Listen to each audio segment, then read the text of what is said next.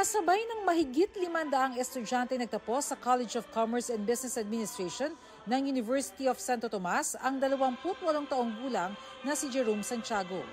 Santiago Jerome Concepcion. Tagumpay na maituturing na nakagraduate siya sa kabila ng pagiging fully blind. Mahigit 1 taong gulang pa lang noon si Jerome nang madiagnose na may congenital glaucoma. Dumaan siya sa ilang operasyon pero tuluyan pa ring nawala ang kanyang paningin sa edad na siya. Naging hamon sa kanya makipagsabayan sa ibang estudyante. Halimbawa ang ilang subject na kailangan niyang makita ang mga graph pero wala nang naaaninag si Jerome.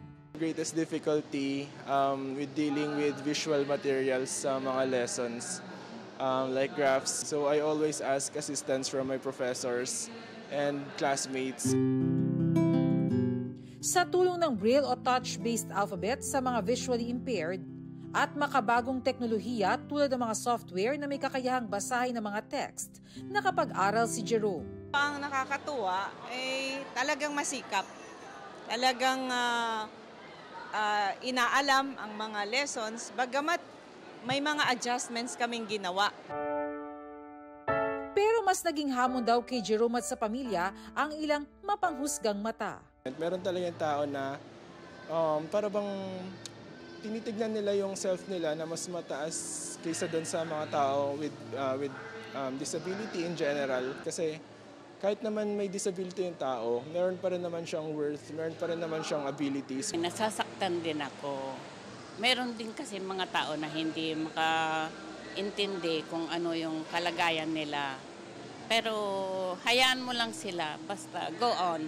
Congratulations, anak. Ang graduation ay tanda ng tagumpay para sa mga mag-aaral na nagsipagtapos. Pero para kay Jerome, tanda rin ito na maging mga physically challenged katulad niya ay malayo ang mararating sa buhay. At ngayong graduate na siya ng kolehiyo, lalong luminaw ang landas para kay Jerome. Trust your abilities din and believe in yourself. And sa mga panahon na nandun na talaga yung part ng inaccessibility challenges as visually impaired student.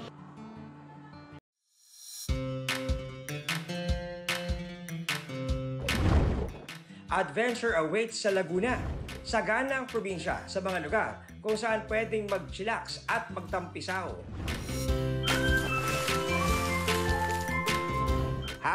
#blessed din ang Laguna sa mayabong na gubat at kabundukan.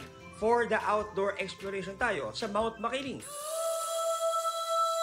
Legend has it, ang bundok na ito ay tahanan daw ng diwatang si Maria Makiling. Kaya naman isama na ang pamilya o mga kaibigan at maumaling sa ganda nito.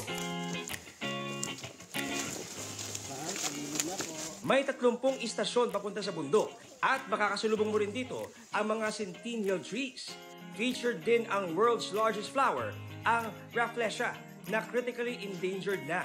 Ayon sa mga turista, stations 12 to 30 ang exciting part dahil magte-trek ka mismo sa gubat at aabuti ng halos 5 oras ang pag-akyat sa tuktok. Extra challenge din ang pag-akyat gamit ang lubid. Pero don't worry, dahil tila may pa-sound trip ang mga kuliglig na patunay na maganda ang ecosystem ng Makiling.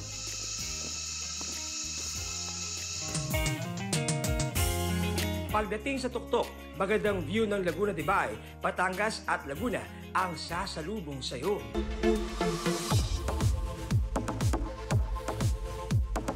Ang Maha Blanca na classic Pinoy kakanin, ni-level up sa Barangay Sulbec, Pasukin, Ilocos Norte. Ang dessert, packed with nutrition dahil dinagdagan ng gulay na pampalinaw ng mata.